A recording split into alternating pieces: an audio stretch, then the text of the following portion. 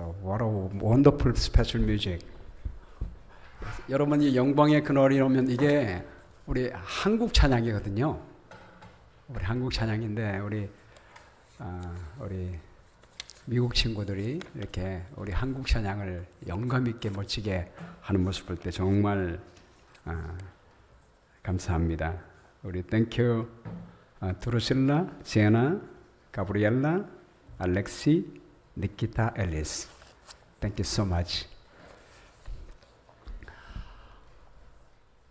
오늘은 나도 너를 정죄하지 아니하노니 라고 하는 말씀으로 함께 은혜를 나누기를 원합니다.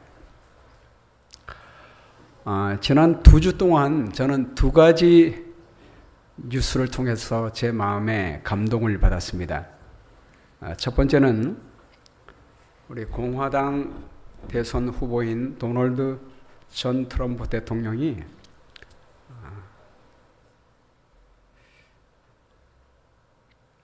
(7월 17일) 날 위스콘신 밀워키에서 전당교회를 열었었는데요. 그때 그의 손녀 카이가 연설을 했습니다. 이 카이는 이 트럼프 전 대통령의 장남 도널드 트럼프 주니어의 딸입니다. 이 카이가 이렇게 얘기를 했습니다. 사람들이 잘 보지 못하는 할아버지의 모습에 관하여 이야기하려 합니다. 우리 할아버지는 부모님 몰래 탄산음료나 사탕을 저에게 줬습니다. 그리고 학교에서 어떻게 지내는지 항상 궁금해하세요. 그저 평범한 할아버지랍니다. 지난 토요일 총격 사건으로 엄청난 충격을 받았습니다. 가슴이 찢어지는 일이었습니다. 많은 사람들이 할아버지를 위험 가운데 지옥으로 몰아넣지만 그는 여전히 이렇게 서 있습니다. 우리 할아버지는 저에게 엄청난 영감을 주는 할아버지입니다. 저는 할아버지를 사랑합니다. 이렇게 얘기를 했어요. 제가 이 영상을 보면서 사람들이 바라보는 도널드 트럼프와 이 손녀가 바라보는 트럼프는 정말 다를 수 있구나 이런 생각을 했습니다. 그리고 두 번째 제게 영감을 준 감동을 준 뉴스는 이제 조 바이든 대통령이 대통령 재선을 포기하고 미 부통령인 우리 카멜라 해리스에게 해리스를 지지하고 우리 차기 대선 후보로 올렸습니다. 그랬더니 해리스가 자식 없는 여성이므로 대통령이 될 자격이 없다는 공격을 받게 됐습니다. 그러자 이 해리스 부통령은요, 자녀를 낳은 적이 없지만 2014년도에 M 호프, 우리 더글라스 M 호프와 결혼을 하면서 그가 전처와의 사이에서 난 아들과 딸을 키웠습니다. 여러분 여기 사진에 보면 콜 그리고 엘라를 키웠거든요. 그런데 이 카멜라 해리스가 자식이 없는 여인이므로 우리 미국 국가의 대통령이 될 자격이 없다라는 공격을 받자 그 딸 엘라가 나섰습니다. 그가 자기 인스타그램에다가 올리기를 콜과 나 같은 귀염둥이 아이들이 있는데 어떻게 아이 없는 사람이 될 수가 있습니까? 라고 쓰면서 말하기를 나는 세 부모님 모두를 사랑합니다. 이렇게 썼습니다.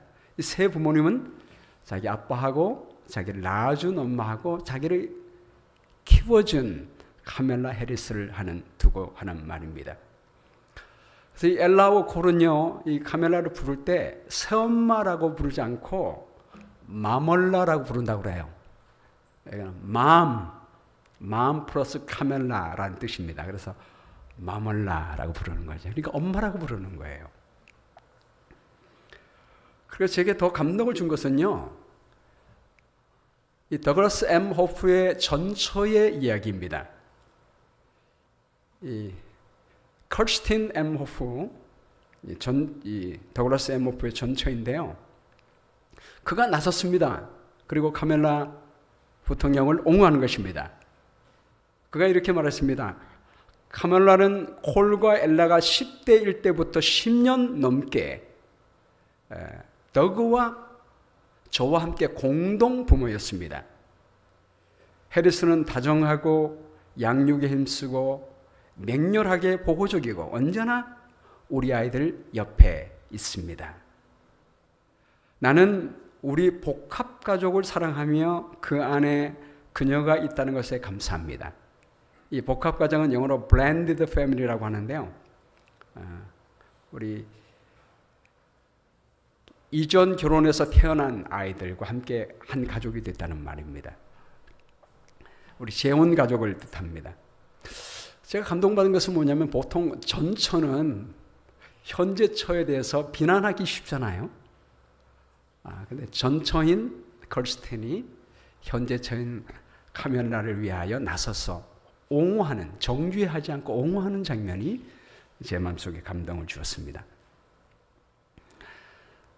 오늘 본문 말씀 요한복음 8장을 보면 8장 1절 말씀에 예수는 감람산으로 가시니라. 아침에 다시 성전으로 들어오시니 백성이 다 나온지라 앉으사 그들을 가르쳤다라고 말씀했습니다. 초막절에 행사가 다 끝나고 나서 우리 예수님은 감람산으로 가셨습니다. 왜 가셨을까요? 기도하러 가셨습니다.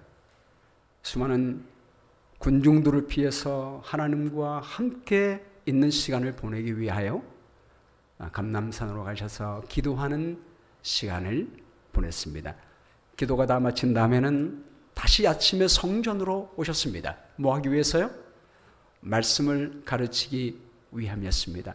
우리 예수님은 항상 하나님과 함께 가면서 기도하시고 그리고 하나님께 받은 말씀을 가르치는 것, 이것이 우리 예수님의 주요 사역이었습니다. 사랑하는 여러분, 우리 모두의 생애가 주님과 같은 생애가 되기를 주의 이름으로 축복합니다.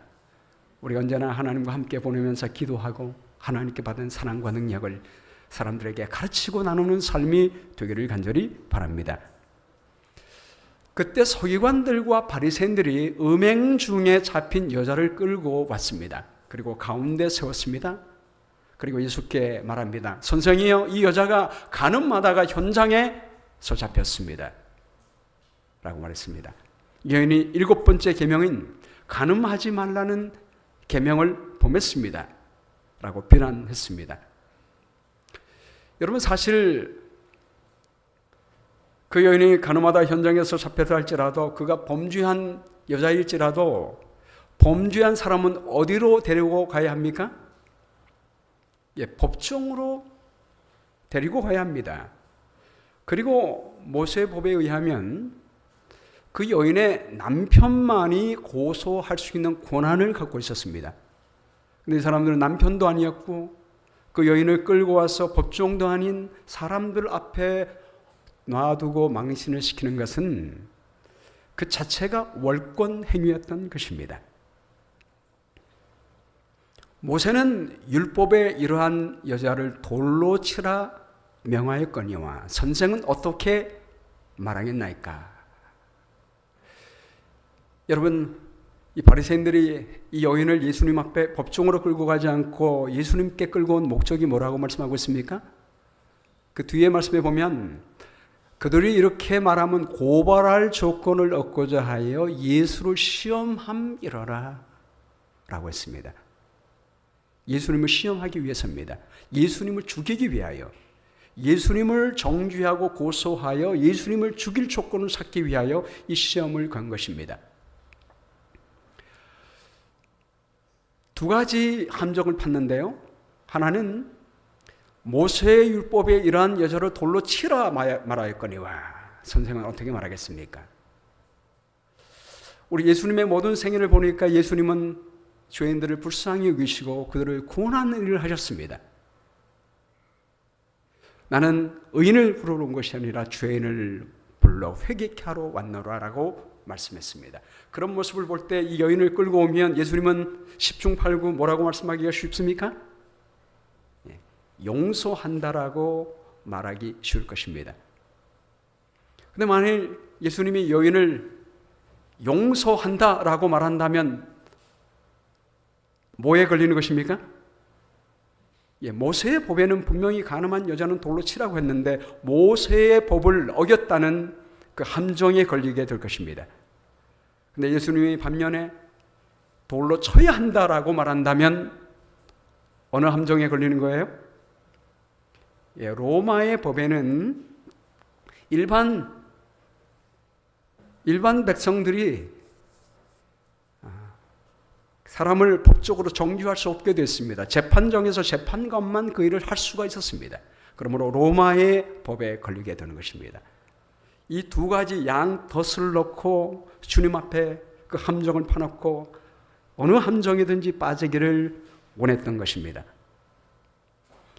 근데 그때 예수님은 아무 말도 아니하시고 몸을 굽히사 손가락으로 땅에 쓰셨습니다. 우리 예수님은 잠시 동안 수치심으로 떨고 있는 여인을 바라봤습니다. 그리고 일말의 동정조차 없는 철면피한 바리새인들과 서기관들을 바라보셨습니다. 흠이 없는 순결한 마음을 가진 우리 주님은 그 광경을 바라보고 마음이 움츠러들었습니다. 이 사람들이 어떠한 목적으로 이 여인을 예수님께 끌고 왔는지 주님은 잘 알고 계셨습니다. 우리 예수님은 하나님의 아들이시기 때문입니다. 당신 앞에 있는 그 모든 사람들의 마음을 우리 예수님은 다 읽고 계셨습니다. 그들의 품성과 생애가 어떠함을 주님은 잘 알고 계셨습니다. 소위 정의의 수호자들이라고 하는 지도자들이 예수님을 해야 할 함정을 파기 위하여 이 여인을 죄 짓는 상황으로 몰아넣었다는 것을 우리 주님은 알고 계셨습니다. 그래서 우리 예수님은 들은 척도 하지 않고 몸을 땅에 굽혀 땅에다 손가락으로 무언가를 쓰기를 시작했습니다.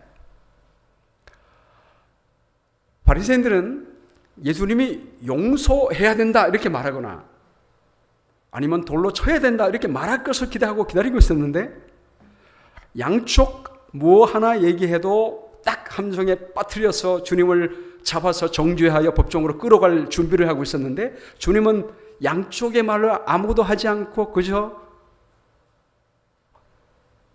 바리새인들의 말은 무시하고 땅에 뭔가를 쓰는 것입니다. 그 침묵 속에 모두가 너무 궁금한 것입니다. 그래서 예수님이 쓰는 그 손가락에 관심이 집중이 되었습니다.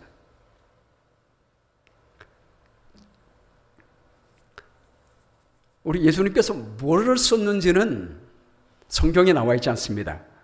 우리 알 수 없습니다. 그러나 우리 주님의 말씀과 군중들의 반응을 볼 때 우리 예수님이 뭘 썼는지를 우리는 짐작할 수가 있습니다. 왜냐하면 주님께서 다 쓰다가 그들이 묻기를 맞이 아니한 자 계속해서 물으니까 이에 일어나 이러시되 너희 중에 죄 없는 자가 먼저 돌로 치라 라고 말씀했습니다. 그리고 이 말을 듣고 군중들이 슬금슬금 도망하는 것으로 봐서 여러분 예수님은 뭘 쓰셨을까요? 그 사람들의 은밀한 죄를 썼을 것입니다. 그리고 예수님을 죽이기 위하여 함정을 파기 위하여 음모를 꾸민 그들의 동기를 썼을 것입니다. 그리고 법정으로 끌고 가야 할 여인을 이 군중들 가운데 세워놓는 이 자체가 엄청난 죄임을 아마 썼을 것입니다. 신명기 17장 7절에 보면 증인이 먼저 그에게 손을 댄 후에 뭇 백성이 손을 댈지니라 라고 되어 있습니다. 우리 주님은 그들의 죄를 쓴 다음에 말씀하기를 너희 중에 죄 없는 사람이 증인이 되어 먼저 이 여인에게 돌로 치라 라고 말씀한 것입니다. 그리고 다시 몸을 굽혀 손가락으로 땅에 쓰셨습니다. 뭘 쓰셨을까요? 아직도 깨닫지 못하는 그들의 죄악을 땅바닥에 썼을 것입니다. 그랬더니 그들이 이 말씀을 듣고 양심의 가책을 느껴 어른으로 시작하여 젊은이까지 하나씩 나가고 오직 예수와 그 가운데 섰는 여자만 남았더라.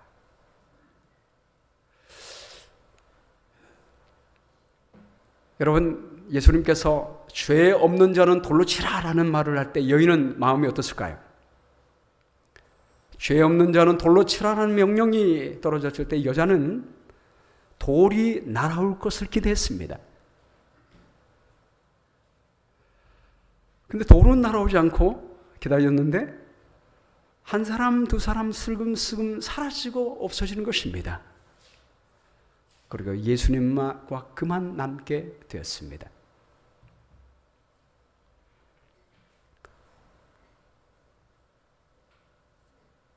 그때 우리 주님이 말씀하십니다. 예수께서 일어나사 여자 외에 아무도 없는 것을 보시고 이르시되 여자여 너를 고발하던 그들이 어디 있느냐? 너를 정죄한 자가 없느냐? 라고 주님께서 부드럽게 말씀하셨습니다. 그리고 우리 예수님은 여인을 향하여 희망찬 말씀을 하셨습니다. 나도 너를 정죄하지 아니하노니 가서 다시는 죄를 범하지 말라. 사랑하는 여러분, 우리 예수님께서 이 여인에게 하신 말씀은 죄 가운데 정죄 가운데 빠져 있는 모든 인류를 향하여 하신 말씀입니다. 사탄이 우리를 향하여 정죄하고 이 사람들은 구원받을 자격이 없다라고 이야기할 때 우리 주님께서 우리 죄인들을 어떻게 의인으로 변화시켜 주는지를 보여주고 있습니다. 오늘 말씀 통해서 우리가 알 수 있는 첫 번째 사실은 우리 예수님은 우리의 죄를 아시지만 정죄하지 않고 구원한다는 사실입니다. The Stoning of Soraya M이라고 하는 책이 있습니다. 이 책은 1994년도에 이란계 프랑스 저널리스트 프로이둔의 사회부장이 쓴 책입니다. 이 원작으로 말미암아 나중에 더 스토닝이라는 영화가 만들어졌다고 그래요. 이것은 이란에서 아직도 은밀하게 벌어지고 있는 투속형, 돌로 쳐서 죽이는 사건을 소개한 실화입니다. 조카 소라야가 돌에 맞아 참혹하게 죽어가는 그 죽음을 지켜본 자흐라가 그 사실을 사회부장이라는 사람에게 다 증언하게 됩니다. 그리고 그 내용을 생생하게 담아냈습니다. 이 소라야는 아이 넷을 키우며 소박하게 살아가는 주부였습니다. 남편에게 늘 폭력을 받게 됩니다. 힘겨운 생활을 버티던 그녀가 어느 날 남편이 위자료를 주지 않고 이혼할 방법을 고안하는 것을 보게 됩니다. 그리고 위자료를 주지 않고 이혼하기 위하여 이 여인을 잔혹한 함정에 빠뜨리는 것입니다. 마치 이 여인이 가늠한 것처럼 조작을 하게 됩니다. 그리고 소라야는 가늠한 여인의 죄를 누명을 쓰고 사람들이 끌려와서 돌에 맞아 죽게 됩니다.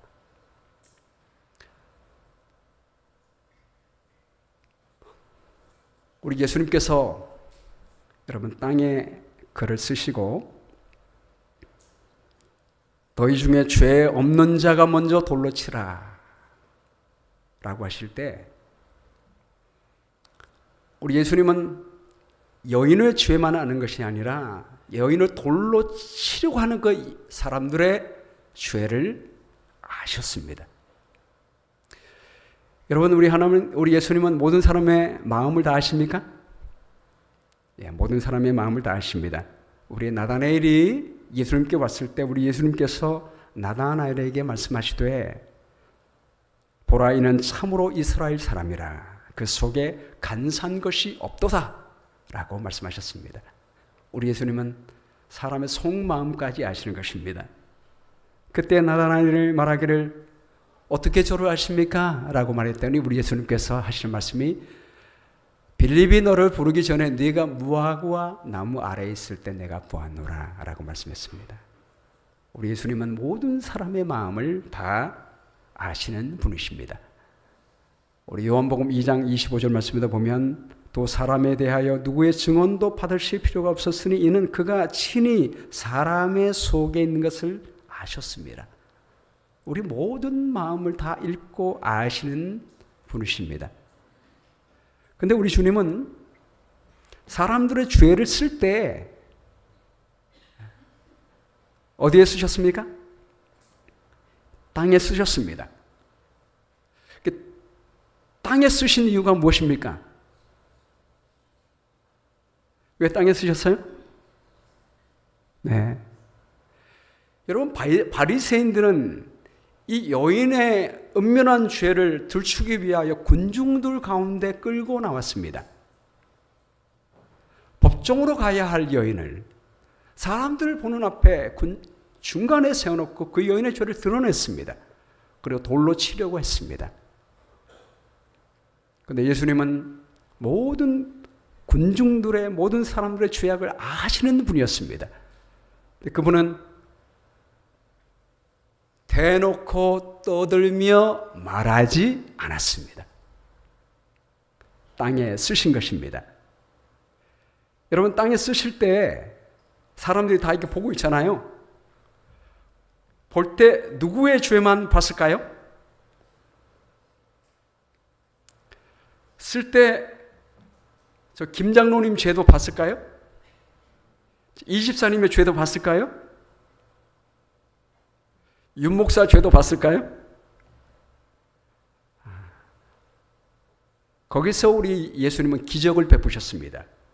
쓰시는데 보는 사람의 죄만 볼 수 있도록 하신 것입니다. 이게 놀라운 하나님의 능력뿐만 아니라 하나님의 은혜를 볼 수가 있지요. 우리 예수님이 왜 그렇게 하셨습니까? 왜 본인의 죄만 볼 수 있도록 했을까요?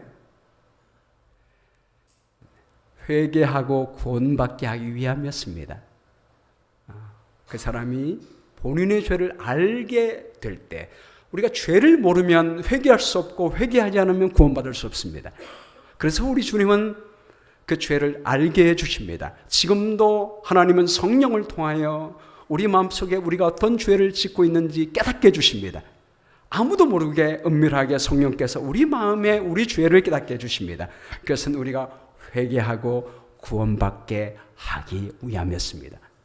또 두 번째 목성은 우리가 우리 죄를 알 때 다른 사람을 정죄하지 않고 겸손하게 하나님께 앞에 설 수 있기 때문입니다. 여러분, 이 모습을 볼 때 우리 예수님은 다른 사람의 죄를 다른 사람이 알게 하지 않고 우리 자신만 알게 하시고 회개하고 구원하기를 이끄시는 우리 주님이심을 우리는 알 수가 있는 것입니다. 요한복음 3장 16, 17절 말씀에 이미 말씀하기를 시작. 하나님이 그 아들을 세상에 보내신 것은 세상을 심판하려 하심이 아니에요. 그로 말미암아 세상이 구원을 받게 하려 하심이라.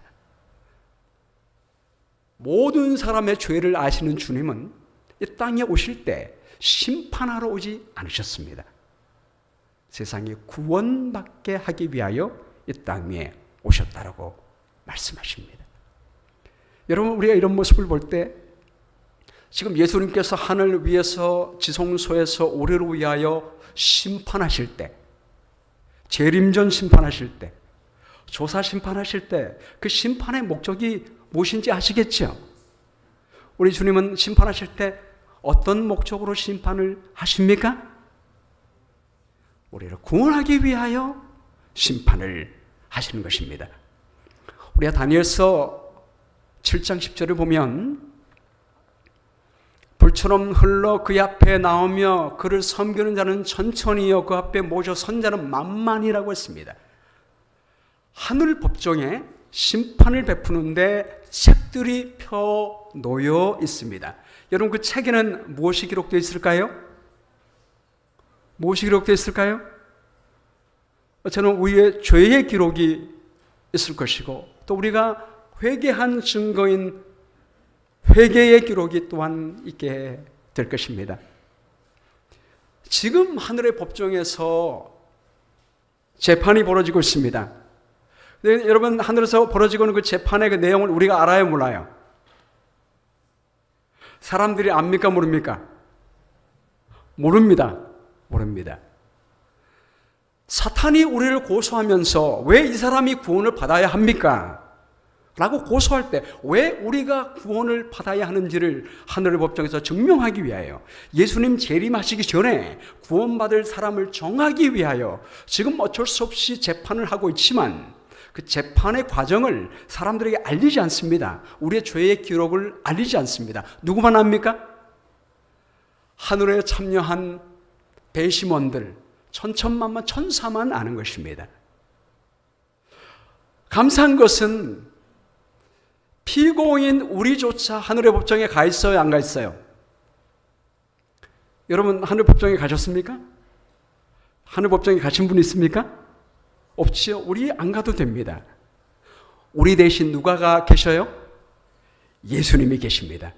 오늘날도 법정에 그렇죠? 제가 전에 한번 말씀하신 예가 있는데 우리 스피드 티켓 끊고 나면 여러분 변호사가 편지가 오지 않습니까? 일정의 소정료를 내면 당신은 법정에 오지 않으셔도 됩니다. 제가 대신 갑니다. 일정의 소정료를 내면 우리가 가지 않아도 우리 대신 변호사가 법정에 서서 우리를 위하여 변호합니다. 그리고 결과가 오지요. 당신의 죄가 무죄 선고를 받았습니다라고 옵니다. 여러분 마찬가지입니다. 하늘 법정에 우리 대신 예수님께서 계십니다. 그리고 의롭다고 심판하시게 되는 것입니다.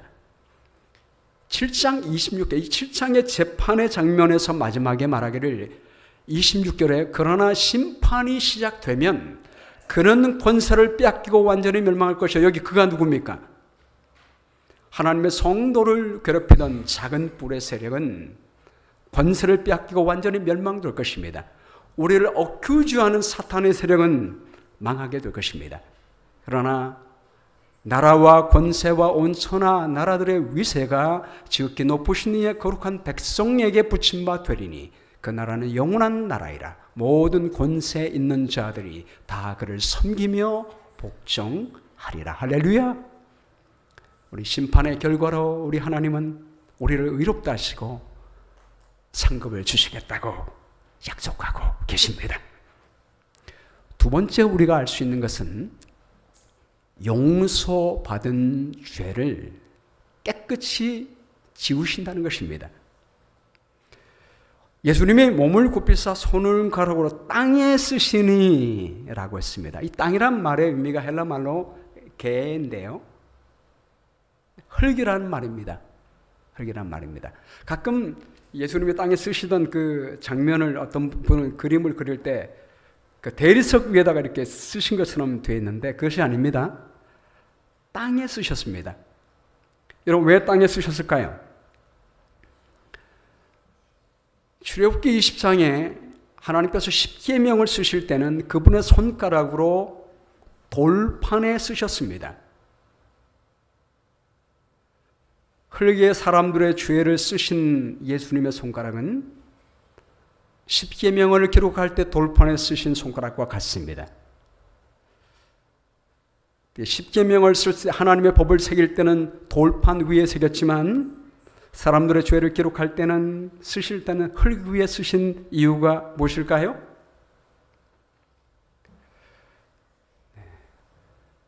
사람들이 다 간 다음에 우리 주님은 그 흙을 덮어서 사람들이 보지 못하도록 지우셨을 것입니다. 여러분 우리 하나님은 우리가 죄를 회개할 때 그 죄를 지우시는 분이심을 믿게 되기를 간절히 바랍니다. 요한일서 1장 9절 말씀에 만일 우리가 우리 죄를 자백하면 그는 미쁘시고 의로우사 우리 죄를 사하시며 우리를 모든 불의에서 깨끗하게 하실 것이라고 말씀했습니다. 여기 죄를 사하시며라는 말이 forgive라고 되어 있잖아요. 우리 하나님은 우리 죄를 용서해 주실 뿐만이 아니요 깨끗하게 해 주신다고 말씀하십니다. 우리 cleanse 하겠다고 말씀하십니다. 완전히 지우시는 분이십니다. 히브리서 10장 17절 말씀에 보면 함께 읽겠습니다. 시작. 또 그들의 죄와 그들의 불법을 내가 다시 기억하지 아니하리라. forgive 할 뿐만 아니라 forget 하시겠다고 말씀했습니다. 하늘의 모든 기록을 다 지우시겠다고 약속하십니다.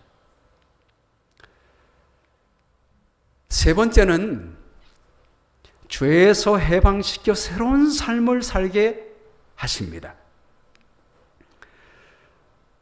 예수님께서 여인에게 말씀하십니다. 나도 너를 정죄하지 아니하노니 가서 다시는 죄를 범하지 말라라고 권면하셨습니다.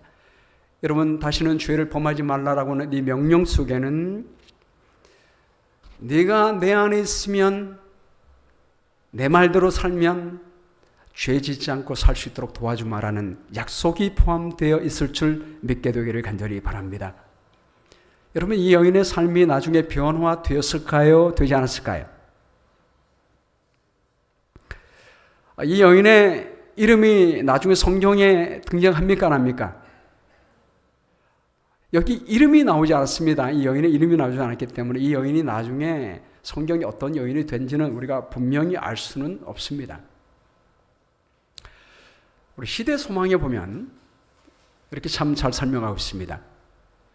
그녀의 마음은 녹아내렸다. 그녀는 예수님의 발 앞에 엎드려 고마운 사랑의 마음으로 흐느껴 울면서 뜨거운 눈물로 자신의 죄를 고백했다. 여러분, 우리가 고백하면 어떤 약속이 있죠? 우리 죄를 용서해 줄 뿐만이 아니라 우리 죄를 깨끗이 해주신다고 주께서 말씀하셨습니다. 이것은 그녀에게 순결과 평화의 생애, 하나님께 봉사하기 위하여 바쳐진 생애의 시작이 되었다. 이 여인을 용서하고 고성한 생활을 하도록 격려하신 이 일 가운데서 예수님의 성품은 완전한 의의 아름다움으로 빛났다. 그분께서는 죄를 가볍게 여기거나 죄의 죄감을 경감시키지 않는 동시에 정죄하지 않고 구원하려고 노력하신다. 세상은 곁길로 나간 이 여인에게 멸시와 조롱밖에 보내지 않았지만 예수께서는 위안과 희망의 말씀을 하신다. 무죄하신 분은 죄인의 연약함을 동정하고 그에게 구원의 손길을 뻗치신다. 여러분, The Tomato Preachers라고 하는 얘기 들어보셨습니까? 토마토가 설교를 한대요. 토마토가 설교하는 거 보셨어요? The Tomato Preachers. 토마토 설교가들. 이 이야기는 레오나르드 헤스팅스와 실라스 길포드의 이야기입니다. 이 두 사람은 1844년대에 윌리엄 밀러가 재림운동을 벌일 때 그 재림운동에 참여한 분들입니다. 윌리엄 밀러가 다니엘서의 말씀을 선포하게 될 때 2300주야까지는 그때 성소가 정결하게 되리라라고 하는 예언의 말씀을 듣게 될 때 성경을 확인하고 확인했더니 그 말씀이 진리라는 사실을 확신하게 되었습니다. 성경을 열심히 연구하고 꼼꼼히 연구했습니다. 그리고 예수님께서 1844년 10월 22일 날 이 땅에 재림할 것을 확신하게 됐습니다. 그 사실을 믿고 나니까 얼마나 기쁜지 알 수가 없었습니다. 그동안 우리의 죄를 용서하시고 우리와 함께 계신 그 예수님이 재림하시면 그분의 사랑의 얼굴을 직접 보게 된다는 사실을 알게 될 때, 그리고 그날이 얼마 남지 않았다는 사실을 알게 될 때 너무나 기뻤습니다. 그때 그리고 이제 10월 달이 접어들게 됐습니다. 여러분 9월 10월이 되면 무슨 계절이에요? 수확의 계절입니다. 헤스팅스는 감자 농사를 하는 파머였습니다. 자, 이제 뭘 캐야 돼요? 감자를 캐야 돼요. 감자 캐야 돼요. 이웃들은 다 감자를 캡니다. 근데 헤스팅스하고 셀라스는 감자를 캐지 않았습니다. 왜요? 예수님 재림하시면 감자 수확이 무슨 필요가 있습니까? 그래서 감자를 캐지 않았습니다. 그래서 마을에 있는 파머들이 와서 말합니다. 당신 감자가 굉장히 잘 되는 것 같은데 감자 캡시다. 안 캡니다. 예수님 재림을 믿으면서 감자를 캔다면 그것은 예수님의 재림을 안 믿는 것입니다. 그러므로 나는 나의 신실한 믿음을 표현하기 위하여 저 감자 캐지 않습니다. 그러면 우리가 감자 캐가지고 당신 좀 창고에 쌓아 놓을까요? 그것도 안 됩니다. 놔두세요. 라고 이야기했습니다.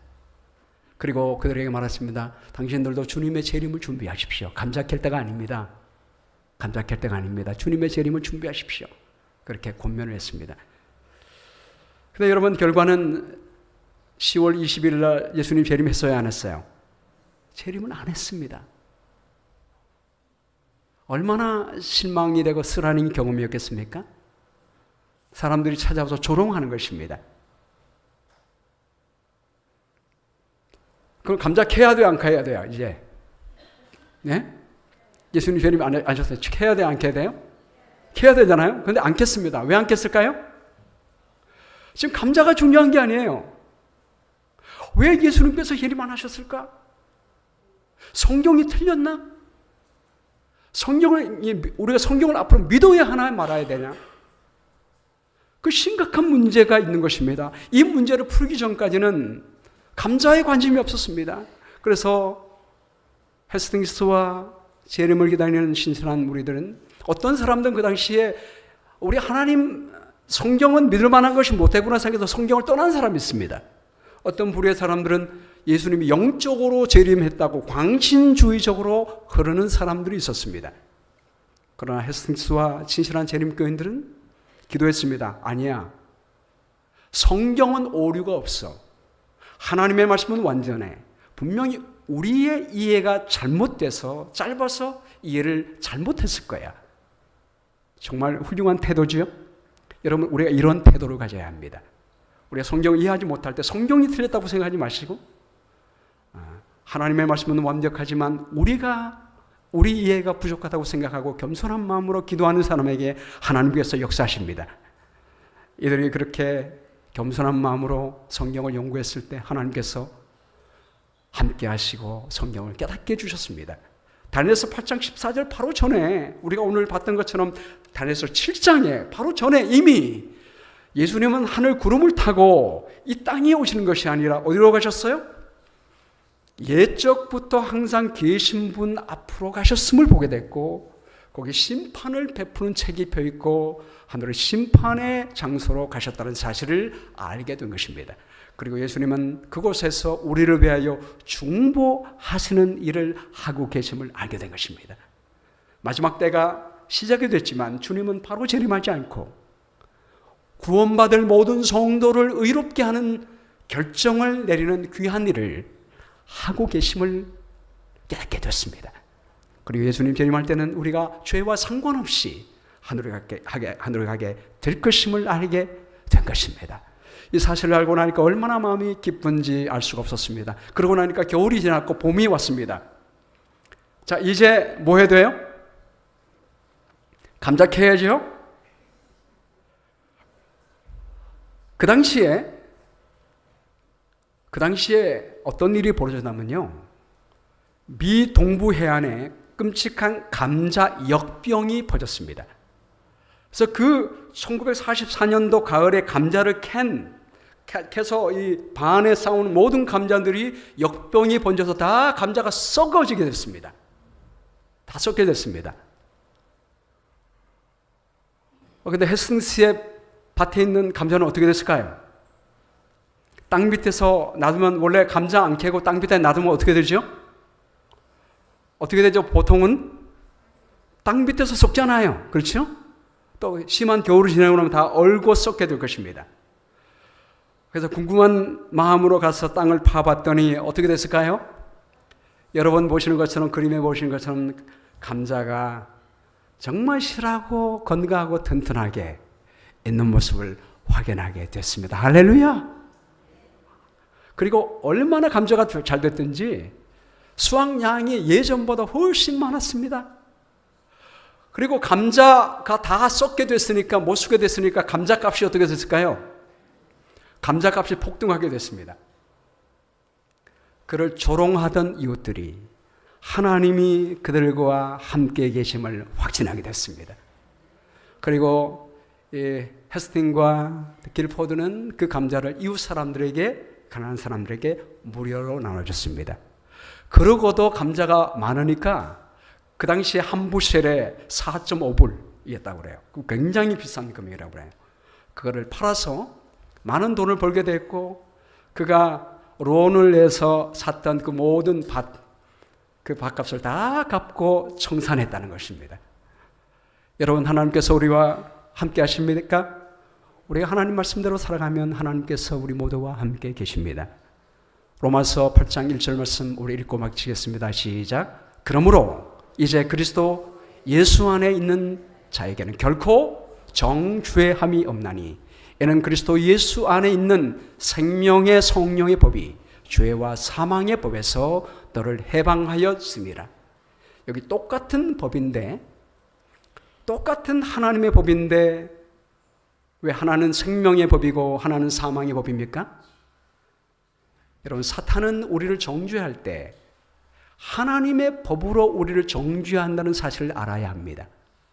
여인을 끌고 온 사람들도 하나님의 법을 아는 사람이었습니다. 하나님의 법으로 정죄하는 것입니다. 모세의 법에는 이렇게 됐는데 라고 정죄하고 그를 사망 가운데 몰아넣으려고 하는 것입니다. 이런 말세가 될수록 사탄은 예수님을 말씀으로 시험했던 것처럼 말씀으로 정죄하게 될 것입니다. 그러니까 많은 사람들이 구원받은 사람은 하나님의 법을 지킬 필요가 없다라고 법을 무시하는 반대편으로 가고 있습니다. 그러나 분명히 우리 하나님께서는 뭘로 우리를 사망의 법에서 해방시켜 주십니까? 생명의 성령의 법으로 해방시켜 주십니다. 우리 하나님은 진리를 알지니 진리가 너희를 자유케 하리라 라고 말씀했습니다. 우리를 죄에서 구원하신 주님은 우리를 하나님의 법 안에 살게 하십니다. 우리가 하나님의 생명의 법 안에 살게 될 때 그 생명의 법이 죄와 사망의 법에서 우리를 해방시켜 주실 것입니다. 우리 주님이 이 여인을 해방시켜 준 것처럼 우리 모두도 해방시켜 주시게 될 것입니다. 그러므로 여러분, 언제나 우리 예수님 안으로 들어가시게 되기를 간절히 바랍니다. 그래야만 우리 여인을 보호하시고 해방시켜 주시고 의롭다 하신 예수님은 지금 하늘 지성소에서 우리를 그렇게 의롭다고 칭해 주시게 될 것입니다. 그리고 우리가 그분의 말씀 안에 살아갈 때, 생명의 법 안에 살아갈 때 우리가 해방하는 자유를 누리며 살 수 있도록 해 주실 것입니다. 우리 주님 안에서, 우리 하나님의 생명의 성령의 법 안에서 자유를 누리면서 살아가시는 우리 모두가 되기를 주님의 이름으로 축복합니다.